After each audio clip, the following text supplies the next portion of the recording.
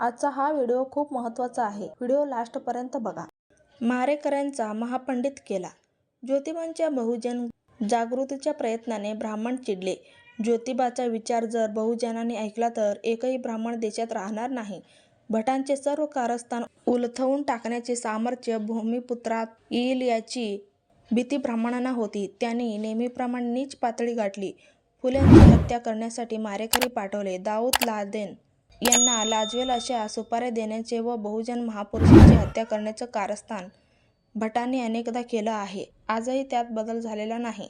फुल्यांवर पाठवलेल्या मारेकऱ्यांना सत्य कळल्यानंतर ते चिडले व ज्योतिबास म्हणाले, आम्हाला आज्ञा द्या. ज्या भटाने तुम्हाला मारण्यासाठी आम्हाला 2000ची सुपारी दिली त्यालाच संपवितो. फुल्यांनी त्यास विरोध केला.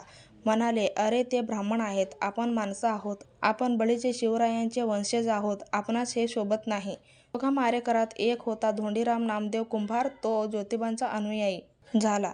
शिक्षण घेतले. ज्योतिबांच्या आज्ञेवरून तो काशीस गेला. मोठा पंडित झाला. याच धोंडीराम पंडिताने 12/2/1884 रोजी गोंदवले, सातारा येथे शृंगेरी पीठाच्या शंकराचार्यास व अखिल ब्रह्मवृंदास वेदात वादात जिंकले होते. तेव्हा शंकराचार्याने धोंडीरामाच्या पायावर लोटांगण घातले व पंडितराव हा किताब अर्पण केला आणि सत्यशोधक समाजाचा स्वीकार करण्याबद्दल लोकास आज्ञा करून सत्यशोधक समाजास ताम्रपत्र लिहून त्यावर सही व शिक्कामोर्तब केले. एका मारेकऱ्यास फुल्यांनी महापंडित बनवले.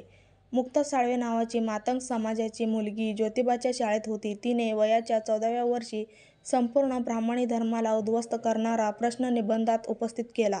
ब्राह्मणांनी निर्माण केलेले धर्मग्रंथ आम्हाला वाचण्याचा अधिकार नसेल तर ब्राह्मण आमच्या धर्माचे कसे?